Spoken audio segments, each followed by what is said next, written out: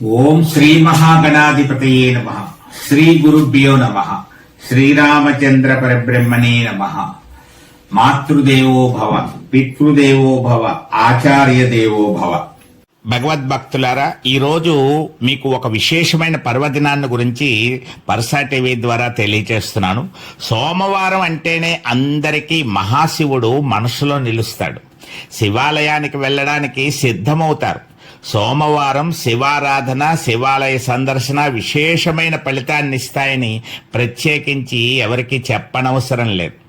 అలాంటి సోమవారం శివరాత్రి రోజు వచ్చిందంటే ఇంకా ఆ ఫలితాన్ని మాటల్లో చెప్పలేం. సామాన్య భాషలో ఆర్ద్రా నక్షత్రాన్ని ఆరుద్ర నక్షత్రం అంటారు. ఆర్ద్ర నక్షత్రం శివునికి మహాప్రీతికరమైనదిగా శివుని నక్షత్రంగా భావిస్తారు. అందుకే చాలా దేవాలయాల్లో ఆరుద్రాభిషేకం ఎంతో భక్తి శ్రద్ధలతో నిర్వహిస్తారు. విశేషమైన శుభ ఫలితాలని పొందడానికి ఆరుద్రాభిషేకం చేస్తూ ఉంటారు. అటువంటి ఆర్ద్ర నక్షత్రం సోమవారం రోజున వచ్చినప్పుడు ఆ రోజు మహాశివరాత్రితో సమానమైనదిగా భావిస్తారు. అలాగే తిథులలో చతుర్దశి తిథి శివ పూజకు చాలా విశేషమైనది. అమావాస్య ముందు వచ్చే చతుర్దశి మాస శివరాత్రి పర్వదినంగా భావిస్తారు.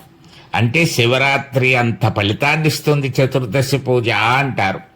మరి అలాంటి చతుర్దశి, సోమవారము, ఆర్ద్ర నక్షత్రము మూడు ఒకేసారి కలిసి వస్తే ఇంకా పర్వదినం గురించి చెప్పేదేముంది. ఈసారి జూలై 13వ తేదీ సోమవారం చతుర్దశి తిథి, ఆర్ద్ర నక్షత్రం కలిసి రావడంతో మహాశివరాత్రితో సమానమైనదిగా పండితులు నిర్ణయించారు. ప్రతి ఒక్కరూ ఆ రోజుని సద్వినియోగం చేసుకోవాలని పండితులు సూచిస్తున్నారు. శివాలయానికి వెళ్ళండి. కుదిరిన వారు 14 ప్రదక్షిణలు చేయండి చతుర్దశి తిథి కాబట్టి. లేకపోతే 5 ప్రదక్షిణలు చేయండి. ఓం నమశివాయ అంటూ 5 ప్రదక్షిణలు చేయండి. ఆరుద్రాభిషేకాన్ని చూడండి. ఆ సమయంలో శివాలయంలో చేసే ఏ అభిషేకమైనా ఆరుద్ర అభిషేకం కిందే భావించబడుతుంది. ఎందుకంటే ఆరుద్ర నక్షత్రంలో చేస్తున్నారు కాబట్టి. అలాగే మీకు వీలైతే అభిషేకం చేయించుకోండి మీ పేరు మీద గోత్రనామాలతో. మారేడు దళాలతో అర్చన చేస్తూ శివనామాలు పఠించండి. బిల్వపత్రాలపై శ్రీరామ నామాన్ని వ్రాసి శివునికి సమర్పించండి. మీ శక్తిని బట్టి దాన ధర్మాలు చేసుకోండి. కొన్ని దేవాలయాల్లో, కొన్ని ప్రదేశాల్లో శివలింగం అందరూ పూజ చేసుకునేందుకు వీలుగా ఉంటుంది. అలాంటి అవకాశం మీకు దొరికితే స్వయంగా మీరు శివుడికి, ఆ శివలింగానికి అభిషేకం చేయడానికి ప్రయత్నం చేసుకోండి.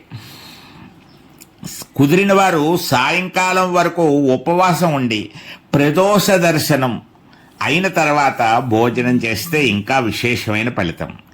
మరి ఈ సమయంలో సోమవారం చతుర్దశి తిథి, ఆర్ద్ర నక్షత్రం కాబట్టి లింగాష్టకం, బిల్వాష్టకం వంటివి పఠించండి. ఓం నమశివాయ అనే శివ మంత్రాన్ని, శివ పంచాక్షరి మంత్రాన్ని భక్తి శ్రద్ధలతో వీలైనన్ని సార్లు పఠించండి. 1000 సార్లు మీరు పఠించగలిగితే ఇంకా చాలా మంచిది. శివుడు అభిషేక ప్రియుడు కాబట్టి రకరకాల ద్రవ్యాలతో అభిషేకం జరిపించుకోండి.